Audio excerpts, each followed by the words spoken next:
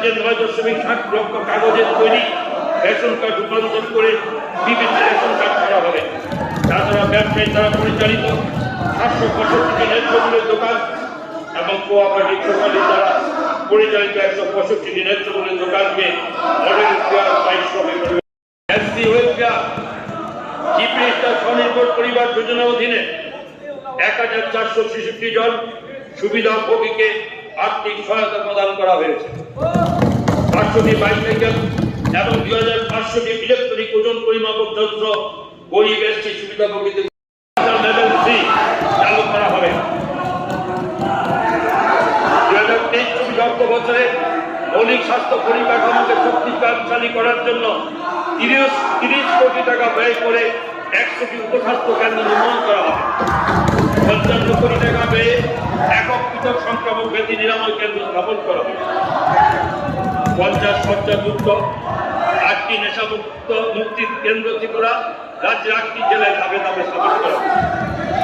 মাননীয় অধ্যক্ষ মহোদয়, আমি 2023-24 অর্থ বছরে বাজেটের স্বাস্থ্য খাতে 1756 কোটি টাকা ব্যয় বরাদ্দের প্রস্তাব রাখছি।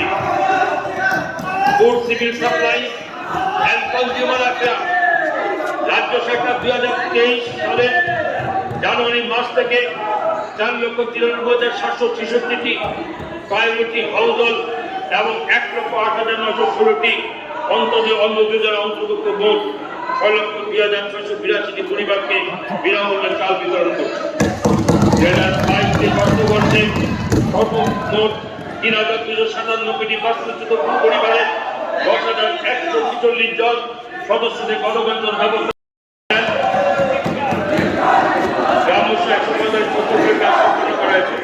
এবং এতে 8.37 কোটি টাকা ব্যয় করা হয়েছে।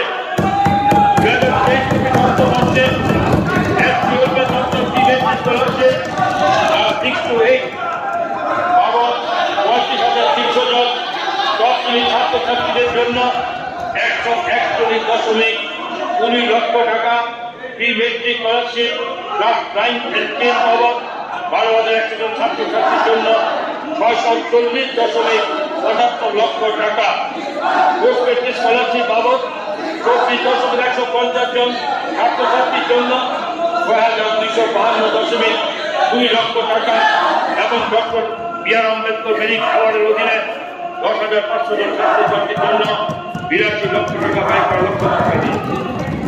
500 জন ছাত্রছাত্রীকে এককালীন আর্থিক সহায়তা বাবদ 390 লক্ষ টাকা দেওয়া হবে।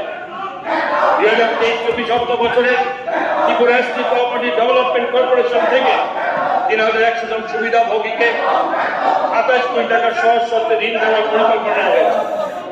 পরিকাঠামোগত উন্নয়নের লক্ষ্য ডক্টর আম্বেদকর উৎসব ধাম প্রোগ্রামের অধীনে পিএমএটি পয়েন্ট তালিকাভুক্ত গ্রামগুলিতে 30টি কমিউনিটি হল নির্মাণ করা হবে।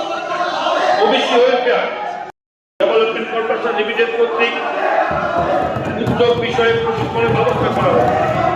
তাছাড়া ওবিসি সম্প্রদায়ভুক্ত ছাত্রছাত্রীদের উচ্চশিক্ষার জন্য সহজ শর্তে ঋণের ব্যবস্থা করা হচ্ছে এবং ব্যবসায় উৎস দেওয়ার জন্য সহজ শর্তে ঋণ দেওয়া হচ্ছে।